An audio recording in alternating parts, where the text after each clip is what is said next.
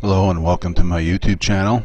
It's been a kind of a tough week for me to get up the ambition to put up a video. Last Saturday morning I had to have one of my cats euthanized. She apparently, either by accident or intentionally by somebody, got poisoned, and so last Saturday we had to have her euthanized, and it was kind of a down week for me.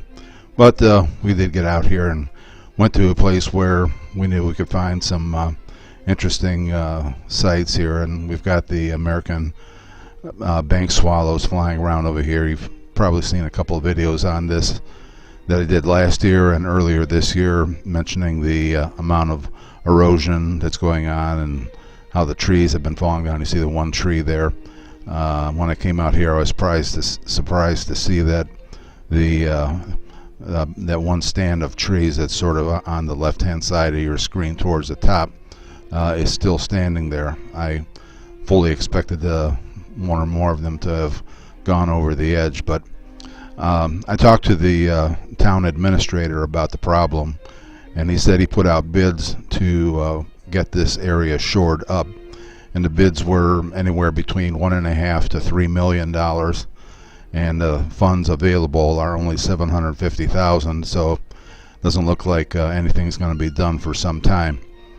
We're just kind of going back and forth here, flying the Phantom 3A, and I've never had this problem before, but you're going to see it pop up here in a moment. It'll be come up. I'm going to do a screenshot from I was running the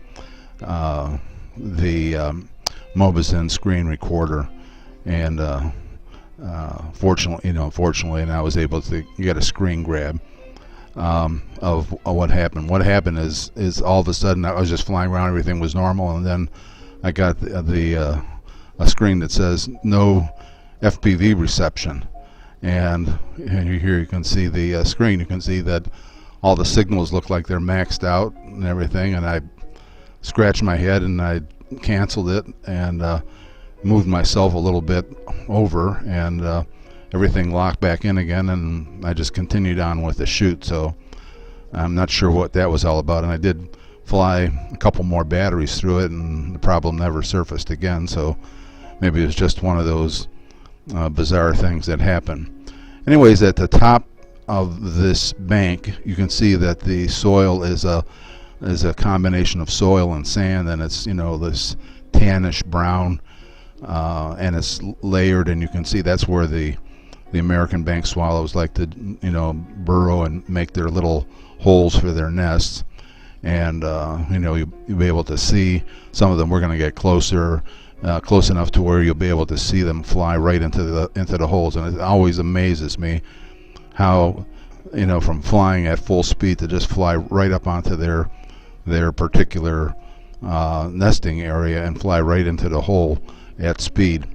But below the stratified sandy topsoil area where they build their nest, you see a gray area underneath, and that gray area is clay, very compact and solid, and of course there's no way that these little bank swallows can burrow into there, and besides they like to keep their nests up high away from the ground so that no ground predators like, say, squirrels or raccoons, or not squirrels, but possums, raccoons, maybe wild dogs or whatever, could get to their nests. So they prefer to put their nests up towards the top of the cliff, as you can see there. So we're going to be moving in a little bit closer, and as you can see, they're flying around. Now the number of swallows that I see here is not as many as a year or two ago when I did this shoot, and we're panning down now, and you can get a look at some of that gray clay area, and then we'll pop it back up, and we'll even get a chance to see a bit of the lake.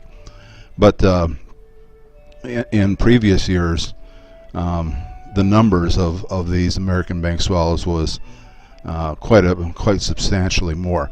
And when they come up here and pair off and set up their nests, they usually raise 2 broods of chicks. They'll raise one early, and then a little bit, after they fledge and take flight and can fend for themselves, they'll usually raise a second brood. And by the end of I'd say by the end of August or mid-September, the flock is at its maximum, because both sets of chicks have fledged and are flying around, and it's quite a sight to see. Over 200, somewhere between 200 and 300 of these American bank swallows flying around. So we're getting up in a little bit closer here, and you should be able to see them going in and out of their little holes. There's a set of holes there about 5 or 6 feet down from the top, and then there's a bunch of them along the top edge just below the grass line, and they like to build them up there too. But if you watch and you pick out one of the swallows and watch them and follow them, you'll see them fly right up to their hole. How they pick it out, I have no idea, but they're able to do that, and they fly right into the hole at speed. And they've been picking off bugs, and they bring them in to feed to their young. I wished that some of them had been picking off some of the black flies that were chewing up my ankles. I was feeling bites down on my white socks on my ankles, around my ankles, and I looked down at my socks, and the socks had spots of red blood in quite a few places from where those black flies had bitten me. And I hadn't seen that problem since I was going fishing with my dad in Canada, and we stopped up there and saw quite a bit of the country, and the black flies were pretty prominent up there. So we're going to be heading back here over this split rail fence and getting ready to land. I did do a second shoot with another battery here using the point of interest feature on the Phantom 3, and probably be posting that one maybe next week. Anyways, thanks for stopping by and watching. I hope you enjoyed the flight of these American bank swallows. Leave a comment if you feel so inclined. A thumbs up also, and thanks for stopping by, and we'll catch you in the next video.